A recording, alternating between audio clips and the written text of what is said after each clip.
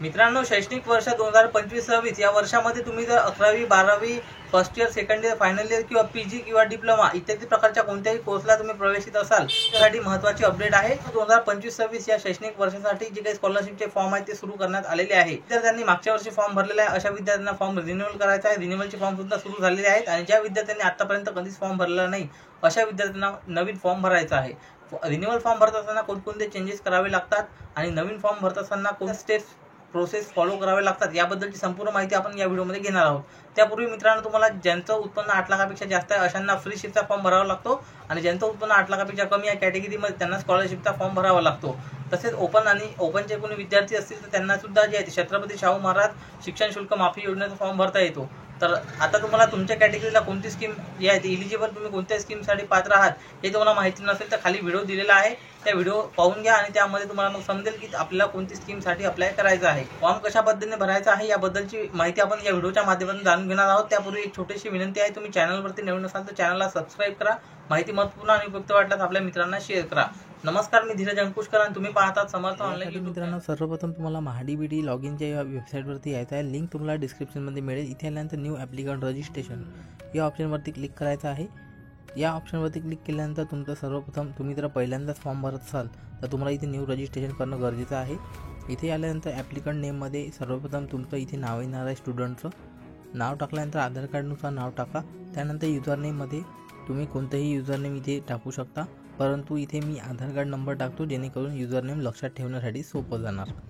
Username टाकल्यानंतर तुम्हाला password तयार करायचा आहे. पासवर्डमध्ये तुम्ही 8 ते 20 कॅरेक्टर जे आहे ते इथे टाकू शकता. त्याच्यामध्ये अल्फाबेट, त्यानंतर या ठिकाणी नंबर, त्यानंतर स्पेशल कॅरेक्टर याचं सर्व याचं कॉम्बिनेशन असलं पाहिजे.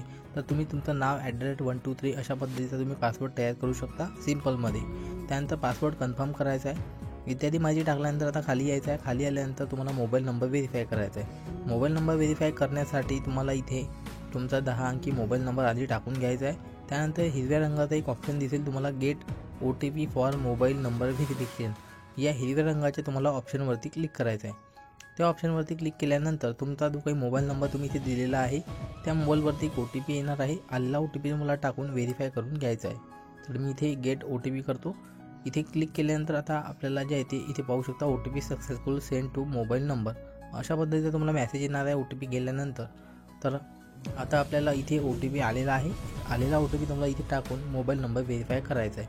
तर मी इथे OTP टाकलेला आहे. त्यानंतर verify OTP for mobile number ऑप्शनवरती या क्लिक करून त्यानंतर सक्सेसफुल मेसेज येणार आणि रजिस्टर ऑप्शनवरती क्लिक करायचं आहे. युजर रजिस्ट्रेशन सेव्ह सक्सेसफुल अशा म्हणून तुम्ही युजरनेम तयार केला होता तो इथे युजरनेम तुम्हाला टाकायचा आहे.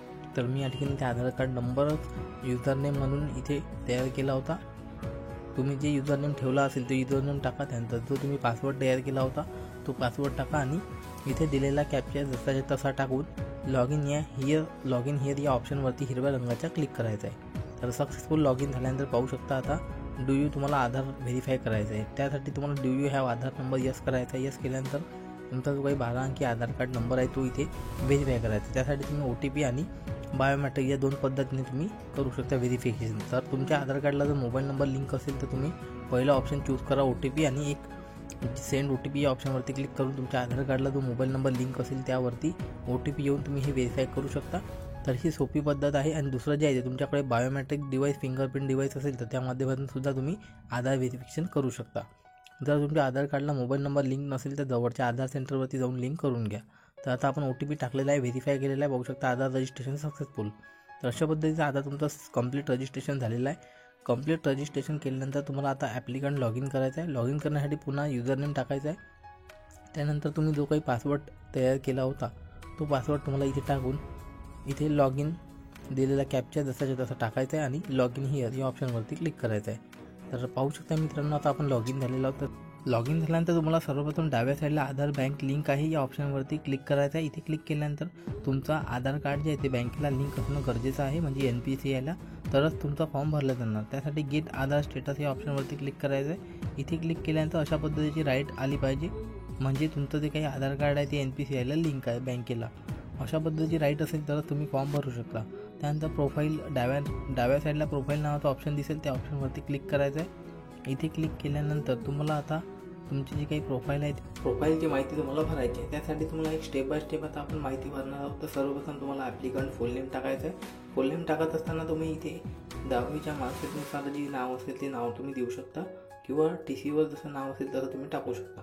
इत्यादी टाकल्यानंतर तुम्हाला मोबाईल नंबर टाकायचा आहे पॅरेंटचा. इथे तुम्ही तुमचा स्वतःचा नंबरसुद्धा देऊ शकता.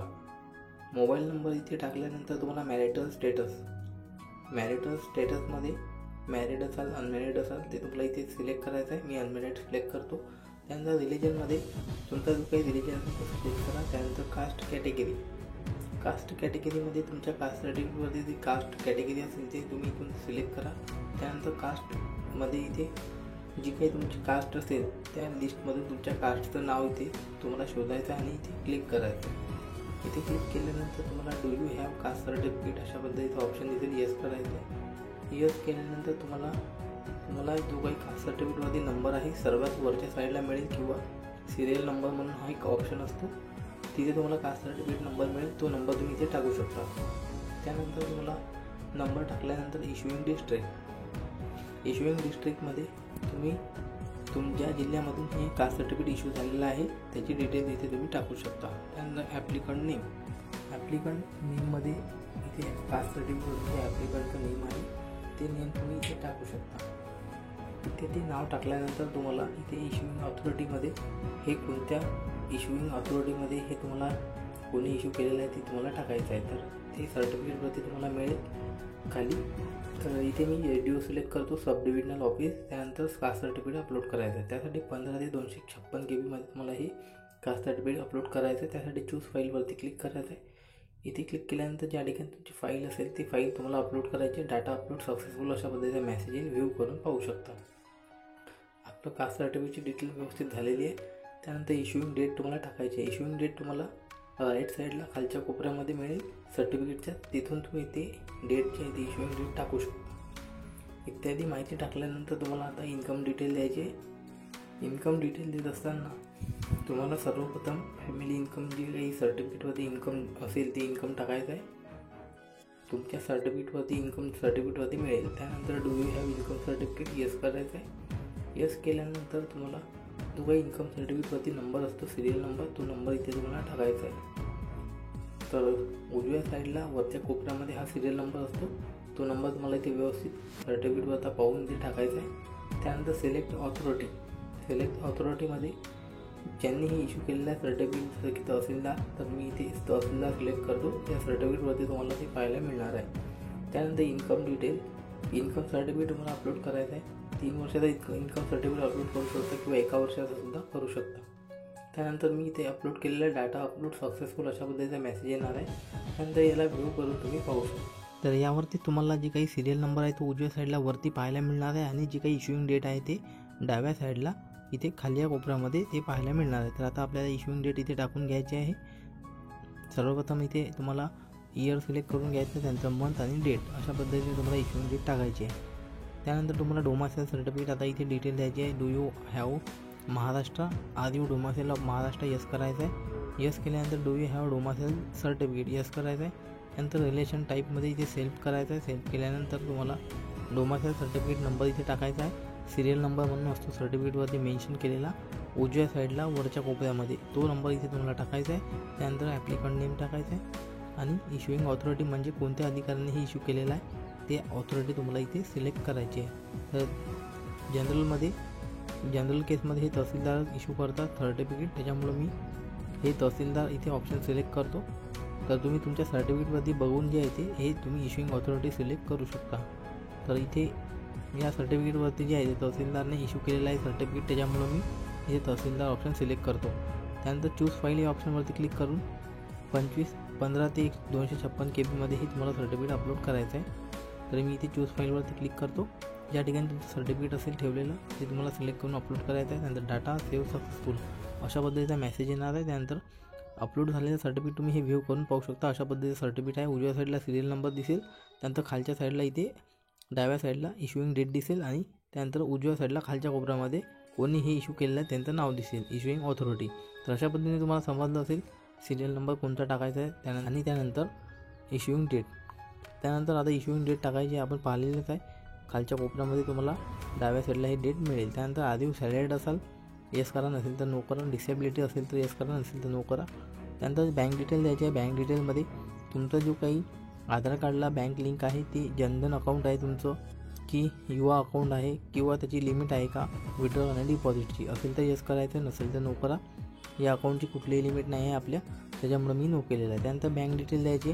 बँक डिटेलमध्ये तुम्हाला सर्वप्रथम इथे बँक अकाउंट नंबर, जे बँक अकाउंट तुमच्या आधार कार्डला लिंक असेल किंवा NPCIला लिंक असेल त्याच बँकेचा तुम्ही इथे अकाउंट नंबर द्या, जेणेकरून तुम्हाला काही प्रॉब्लेम येणार नाही. तर सर्वप्रथम इथे बँक अकाउंट नंबर टाकायचा आहे. त्यानंतर IFSC कोड टाकायचा आहे. इथे ब्रँच नेम येऊन जाईल. त्यानंतर सेव्ह या हिरव्या रंगाच्या ऑप्शनवरती क्लिक करायचं आहे. त्यानंतर तुमची जी काही पहिली स्टेप आहे प्रोफाईलची ते इथे कंप्लीट होणार आहे पर्सनल इन्फॉर्मेशनची. त्यानंतर आता ॲड्रेस डिटेलमध्ये आपण आलेलो आहोत. ॲड्रेसमध्ये तुमच्या जे आधार कार्डला जो ॲड्रेस असेल आधार कार्डवरील तोच ॲड्रेस इथे तुम्हाला शो होणार आहे. तोच ॲड्रेस तुमचा जर करस्पॉन्डंट आणि परमनंट ॲड्रेस सेम असेल तर येस करायचा आणि सेव्ह ऑप्शनवरती क्लिक करून इथे ॲड्रेस डिटेल सेव्ह होणार आहे. आता आपली 35% जे आहे ते प्रोफाईल कंप्लीट झालेली आहे.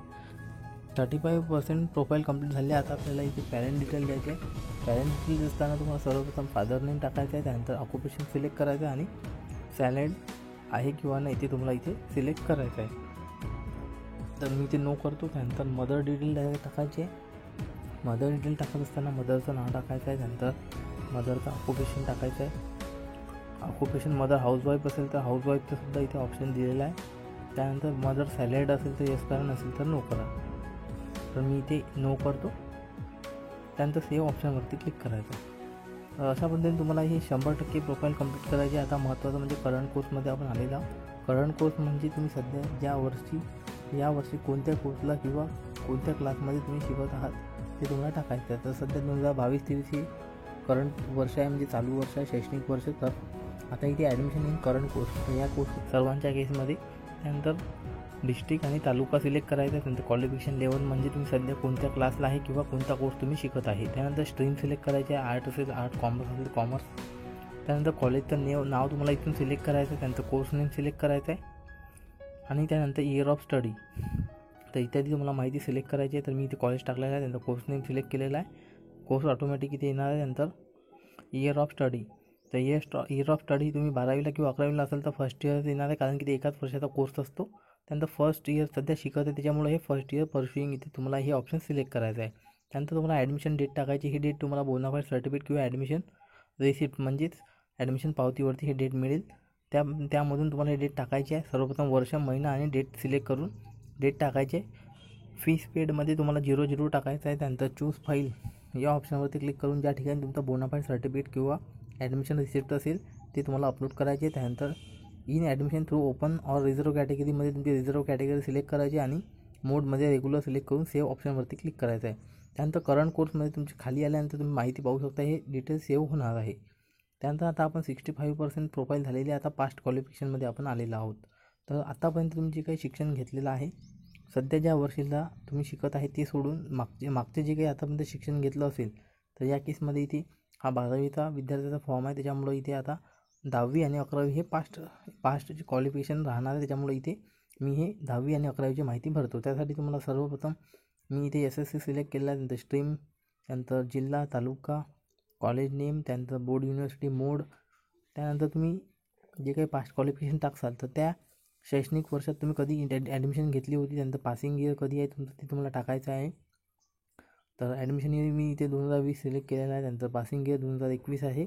अशा पद्धतीने तुम्हाला शैक्षणिक वर्ष इथे टाकायचं आहे आणि सीट नंबर टाकायचा आहे, रोल नंबर टाकायचा आहे. त्यानंतर 10वीचा, त्यानंतर March of exam, month of exam तुम्हाला इथे निवडायचे. त्यानंतर किती मार्क पडलेले आहे ते टाकायचं आहे आणि त्यानंतर व्हॅलिड मार्कशीट या ऑप्शनवरती तुम्हाला क्लिक करायचं आहे. जर तुमचा इथे डाटा अवेलेबल असेल तर ऑटोमॅटिक तुमची मार्कशीट इथे दिसेल अशा पद्धतीने. जर नसेल तर तुम्हाला स्वतः 10वीची मार्कशीट जी अपलोड करावी लागेल. तर आता इथे अपलोड आपली ऑलरेडी इथे माहिती जी आहे ती सेव्ह होती, त्याच्यामुळे ही आपोआप दिसलेली आहे. त्यानंतर सेव्ह ऑप्शनवरती क्लिक करायचं आहे. अटीममध्ये तुम्ही 1 टाकू शकता. Educational detail save successful. तर आता आपली 10वीची डिटेल सेव्ह झालेली आहे. खाली तुम्ही पाहू शकता. त्यानंतर अशाच पद्धतीने तुम्हाला तुमची जेवढी काही पास्ट क्वालिफिकेशन असेल तुम्ही टाकू शकता. तर आता मी इथे 11वीची माहिती टाकतो सेम त्याच पद्धतीने. सर्वप्रथम तुम्हाला क्वालिफिकेशन लेवल सिलेक्ट करायचे आहे. त्यानंतर स्ट्रीम, त्यानंतर इश्युइंग स्टेट, डिस्ट्रिक्ट, तालुका, कॉलेज नेम, त्यानंतर कोर्स नेम, त्यानंतर मोड रेग्युलर, त्यानंतर जे काही तुम्ही कोर्स किंवा जे काही क्लास आहे त्याला ॲडमिशन कधी घेतली होती त्यांचं पासिंग इयर, रिझल्टमध्ये तुम्हाला पास निवडायचं आहे, त्यांचं पर्सेंटेज किती पडले होते तुम्हाला पर्सेंटेज ते, त्यानंतर किती अटेम्पमध्ये तुम्ही हे केलेलं आहे ते तुम्हाला टाकायचं आहे आणि इथे मार्कशीट अपलोड करायची आहे. तर अशा पद्धतीने तुम्हाला हे सर्व डिटेल भरायचे आहे. तुमच्या मार्कशीटवरती डिटेल तुम्हाला मिळेल सर्व, कोणत्या वर्षी तुम्ही इथे उत्तीर्ण केलेलं आहे ते तुम्हाला इथे ॲडमिशन इयर बरोबर टाकायचं आहे. त्यानंतर पासिंग इयर कोणतं आहे, हे दोन्ही वेगवेगळे वर्ष असतात. त्यानंतर पर्सेंटेज टाकायचे, हे मार्कशीटवरती मिळेल. त्यानंतर अटेम्पमध्ये 1 आणि चूज फाईलवरती क्लिक करून ज्या ठिकाणी तुमची मार्कशीट असेल ते मार्कशीट तुम्हाला अपलोड करायचे आणि सेव्ह ऑप्शनवरती क्लिक करायचं आहे. तर अशा पद्धतीने तुमचे जे काही पास्ट क्वालिफिकेशन असेल ते तुम्हाला सर्व भरायचे आहे. तर इथे पाहू शकता आता आपण हा 12वीचा फॉर्म असल्यामुळे 10वी आणि 11वी हे पास्ट क्वालिफिकेशनमध्ये आलेलं आहे. त्यानंतर आता आपण शेवटच्या याच्यात आलेलो आहोत. तुम्ही हॉस्टेल डिटेल देऊ शकता, हॉस्टेलला विद्यार्थी असेल तर, नसेल तर डे स्कॉलरवरती क्लिक करून सेव्ह ऑप्शनवरती क्लिक करायचं आहे. त्यानंतर आता 100% आपली प्रोफाईल जी आहे ते सक्सेसफुल झालेली आहे. आता आपण स्कीमसाठी अप्लाय करू शकतो. त्या अगोदर तुम्हाला इथे आधार बँक लिंकचं स्टेटस आहे, या स्टेटसवरती क्लिक करून तुम्ही ते चेक करून घ्या. आणि त्यानंतर महत्त्वाचं म्हणजे डिक्लेरेशन फॉर्म या ऑप्शनवरती क्लिक करून तुम्हाला डिपार्टमेंट सिलेक्ट करायचं आहे, तुमचं कोणतं डिपार्टमेंट आहे, आणि त्यानंतर स्कीम सिलेक्ट करायची. आणि इथे डिक्लेरेशन एक फॉर्म आहे, तुम्हाला तो फॉर्म अपलोड करावा लागतो. हा डिक्लेरेशन फॉर्म जे आहे ते डाउनलोड करायचा आहे, याच्यावरती माहिती भरून हा स्कॅन करून तुम्हाला अपलोड करावा लागणार आहे. तर अशा पद्धतीचा हा डिक्लेरेशन फॉर्म आहे, तुम्हाला समजलं असेल कुठून डाउनलोड करायचा.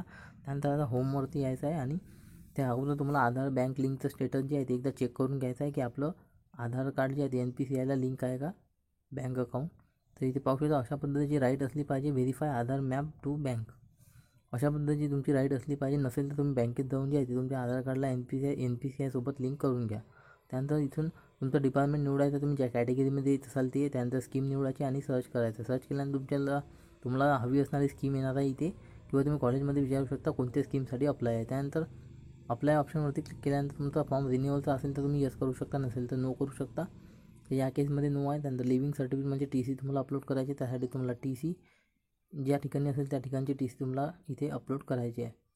पाहू शकता सक्सेसफुल TC अपलोड झालेली आहे. त्यानंतर डिक्लेरेशन फॉर्म जो काही आत्ता आपण बघितलेला आहे कशा पद्धतीने डाउनलोड करायचा, तो फॉर्म तुम्हाला माहिती प्रिंट काढून त्यावरती माहिती भरून स्कॅन करून इथे तुम्हाला या ठिकाणी अपलोड करायचा आहे. तर ज्या ठिकाणी तुमचा डिक्लेरेशन फॉर्म असेल त्या ठिकाणी तुम्हाला अपलोड करायचा आहे. आपला डाटा सेव्ह सक्सेसफुल झालेला आहे. तुम्ही याच्या व्यतिरिक्त दुसऱ्या स्कीमसाठी अप्लाय केलेला आहे का, असेल तर यस करा, नसेल तर नो करा. कास्ट व्हॅलिडिटी तुमच्या कोर्ससाठी जर मॅन्डेटरी असेल तर अपलोड करायची, नसेल तर नाही केली तरी काही प्रॉब्लेम नाही. त्यानंतर राशन कार्ड अपलोड करायचं आहे आणि त्यानंतर हाऊ मेनी बॉईज चाइल्ड इन्क्लुडिंगमध्ये इथे तुम्हाला 1 टाकायचं आहे आणि सेव्ह या हिरव्या रंगाच्या ऑप्शनवरती क्लिक करायचं आहे. त्यानंतर तुमचा जो काही स्कॉलरशिपचा फॉर्म आहे तो संपूर्ण डिटेल इथे तुम्हाला चेक करायची आहे. संपूर्ण डिटेल जर बरोबर असेल, सर्व डिटेल तुम्हाला एकदा चेक करायचे, address, permanent address, correspondent address सर्व बरोबर असेल तर तुम्हाला इथे काय करायचं आहे, डोमसाईल डिटेल, इन्कम डिटेल सर्व बरोबर असेल तर इन्कम डिटेल किंवा डोमसाईल डिटेल किंवा कास्ट सर्टिफिकेट हे चेक करत असताना तुम्हाला त्याच्यावरचा नंबर चेक करायचा आहे. जसं की डोमसाईल सर्टिफिकेट नंबर असेल, जो प्रमाणपत्रावरती क्रमांक आहे तोच आपण इथे टाकलेला आहे का, त्यानंतर इश्यूइंग डेट बरोबर टाकलेली आहे का, इथे तुम्हाला माहिती चेक करायची, ॲप्लिकंट नेम वगैरे. त्यानंतर इन्कम सर्टिफिकेटची डिटेल चेक करताना सुद्धा जे इन्कम सर्टिफिकेटवरती इथे इन्कम दिलेला आहे ॲन्युअल इन्कम तेच तुम्ही इथे टाकलेलं आहे का, त्यानंतर इन्कम सर्टिफिकेट नंबर, त्यानंतर इश्यूइंग ऑथॉरिटी आणि डेट ऑफ इश्यू इत्यादी प्रकारची तुम्हाला माहिती इथे व्यवस्थित चेक करून घ्यायची आहे. त्यानंतर तुम्हाला ही माहिती जर बरोबर असेल तर कास्ट सर्टिफिकेटची सुद्धा डिटेल एकदा व्हेरीफाय करून घ्यायची आहे. कास्ट कॅटेगरी, त्यानंतर caste certificate number, applicant name, issuing authority आणि इश्यूइंग डिस्ट्रिक्ट. त्यानंतर पर्सनल इलिजिबिलिटी डिटेल चेक करायची आहे. त्यानंतर पॅरेंट डिटेल, त्यानंतर महत्त्वाचं इथे करंट कोर्स, जे मला पास्ट क्वालिफिकेशन सर्व डिटेल तुम्हाला इथे चेक करायची आहे. तर आपली इथे आपण डिटेल चेक केलेली आहे. त्यानंतर आता इथे पाहू शकता पास्ट क्वालिफिकेशन डिटेलमध्ये तुम्ही जी काही मार्कशीटनुसार माहिती भरलेली आहे, ॲडमिशन इयर वगैरे बरोबर आहे का तुम्हाला चेक करायचं आहे. रेग्युलरमध्ये पर्सेंटेज वगैरे बरोबर टाकलेले आहेत का, जे काही पास्ट क्वालिफिकेशन आहे आपलं ते. त्यानंतर admission year, passing year, percentage, त्यानंतर करंट कोर्स, जे काही करंट कोर्स आहे आपला त्याबद्दलची जी काही माहिती आहे ती बरोबर इथे टाकलेली आहे का त्याची मला एकदा चेक करून घ्यायचं आहे. कॉलेज नेम, स्ट्रीम, त्यानंतर डेट ऑफ ॲडमिशन आणि त्यानंतर हॉस्टेल डिटेल जे आहे ते आपण इथे ते सुद्धा चेक करायचे. आणि त्यानंतर तुम्हाला व्ह्यू डॉक्युमेंट ऑप्शनवरती क्लिक करून तुम्ही जे काही संबंधित डॉक्युमेंट अपलोड केलेले आहे ते डॉक्युमेंट तुम्हाला एकदा चेक करून घ्यायचे आहे की बरोबर आपले डॉक्युमेंट जे काही अपलोड केले आहे ते व्यवस्थित क्लिअर ओळखू येतात का, जर ओळखू येत असेल तर इथे चेक करून तुम्ही घेऊ शकता. नसेल तर तुम्हाला परत डॉक्युमेंट व्यवस्थित अपलोड करावं लागेल. जर डॉक्युमेंट व्यवस्थित होत नसेल, अपलोड होत नसेल किंवा ओळखू येत नसेल तर तुमचा फॉर्म रिजेक्ट होऊ शकतो. त्यासाठी डॉक्युमेंट जे आहे ते प्रॉपर अपलोड करा. त्यानंतर अशा पद्धतीने तुम्हाला एक एक डॉक्युमेंट चेक करून घ्यायचं आहे. बोनाफाईड सर्टिफिकेट असेल, त्यानंतर लास्ट क्वालिफिकेशन डिटेल किंवा पास्ट क्वालिफिकेशन डिटेलमध्ये जे काही तुम्ही मार्कशीट अपलोड केली आहे ते सर्व डॉक्युमेंट एकदा चेक करायचे आहे. क्लिअर सर्व व्यवस्थित असेल, फॉर्म बरोबर असेल तर डिक्लेरेशन ॲक्सेप्ट करून सबमिट ऑप्शनवरती क्लिक करायचं आहे. त्यानंतर तुम्हाला एक ॲप्लिकेशन ID मिळेल आणि मोबाईलवरती मेसेजसुद्धा येणार आहे. त्यानंतर ओके करायचं आहे. तर अशा पद्धतीने तुमचा जो काही सक्सेसफुल फॉर्म आहे तो सबमिट झालेला आहे. आता याची प्रिंट काढण्यासाठी माय अप्लाय स्कीमवरती यायचं आहे आणि इथे तुम्हाला व्ह्यू फॉर्म या ऑप्शनवरती क्लिक करायचं आहे. व्ह्यू केल्यानंतर तुम्ही संपूर्ण इथून जे काही फॉर्म आहे तो परत एकदा चेक करू शकता. त्यानंतर जे काही राहिलेले डॉक्युमेंट आहेत तो सुद्धा व्ह्यू करून पाहू शकता, जसं की TC असेल, राशन कार्ड असेल आणि डिक्लेरेशन. तर हे राहिलेले डॉक्युमेंटसुद्धा इथून तुम्ही पाहू शकता.